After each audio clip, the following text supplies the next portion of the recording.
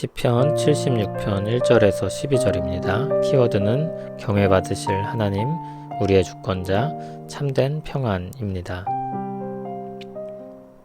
아사벳이 인도자를 따라 현악에 맞춘 노래. 하나님은 유다에 알려지셨으며 그의 이름이 이스라엘에 크시도다. 그의 장막은 살렘에 있으며 그의 처소는 시온에 있도다. 거기에서 그가 화살과 방패와 칼과 전쟁을 없이 하셨도다. 셀라. 주는 약탈한 산에서 영화로우시며 존귀하시도다. 마음이 강한 자도 가진 것을 빼앗기고 잠에 빠질 것이며 장사들도 모두 그들에게 도움을 줄 손을 만날 수 없도다. 야곱의 하나님이여, 주께서 꾸짖으심에 병거와 말이 다 깊이 잠들었나이다. 주께서 경외받을 이시니 주께서 한번 노하실 때 누가 주의 목전에 서리이까. 주께서 하늘에서 판결을 선포하심에 땅이 두려워 잠잠하였나니 곧 하나님이 땅의 모든 온유한 자를 구원하시려고 심판하러 일어나신 때에로다. 셀라.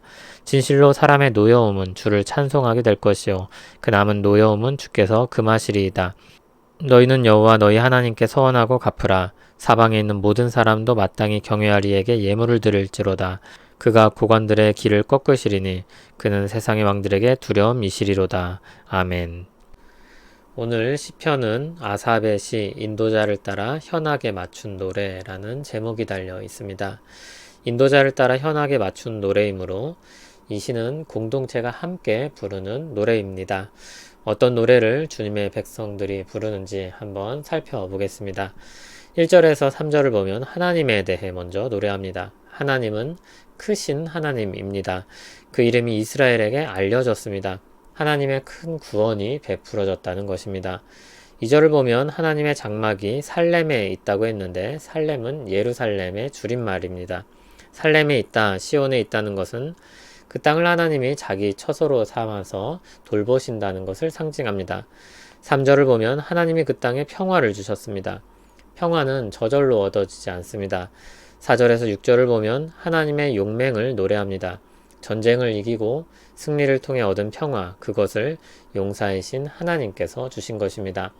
4절의 약탈한 산은 전리품이 가득한 산으로 바꿔 말하면 이해가 쉽습니다.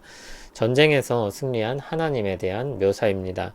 5절에는 마음이 강한 자, 힘센 장사가 나옵니다. 이들은 강한 자들이지만 가진 것들을 빼앗기고 무력하게 됩니다.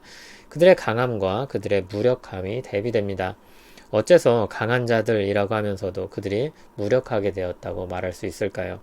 그들은 분명 강한 자들입니다. 그러나 용사이신 하나님 앞에서 무력합니다.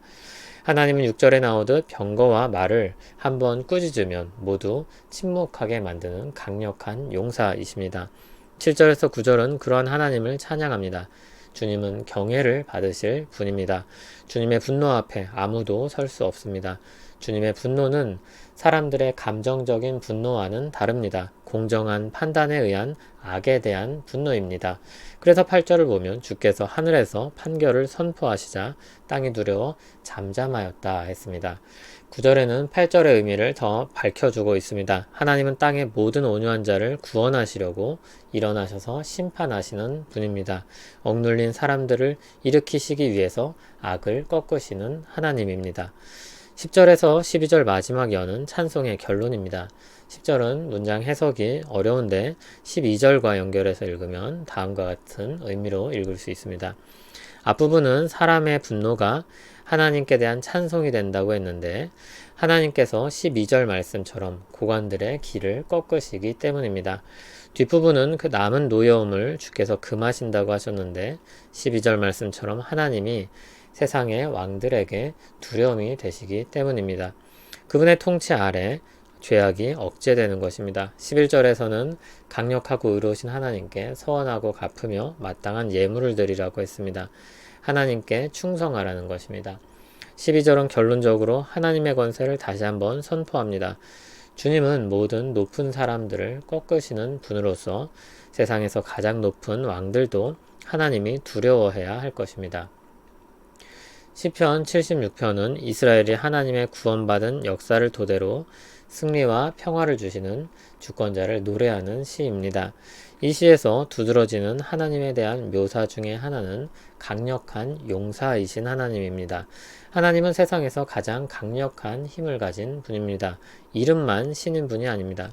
어떤 사람들은 세상을 어떤 신이 만들었다고 해도 그 이후에 대해서는 신이라 할지라도 제한적으로 간섭할 수밖에 없다고 말을 합니다. 간혹 우리도 은연중에 그런 의구심에 빠질 때가 있습니다. 그러나 하나님은 모든 것을 자기 뜻대로 이루시는 주권자이시며 그것을 이룰 능력을 가진 하나님입니다. 이에 대한 확신의 크기가 우리 마음의 안정감의 정도를 결정할 것입니다.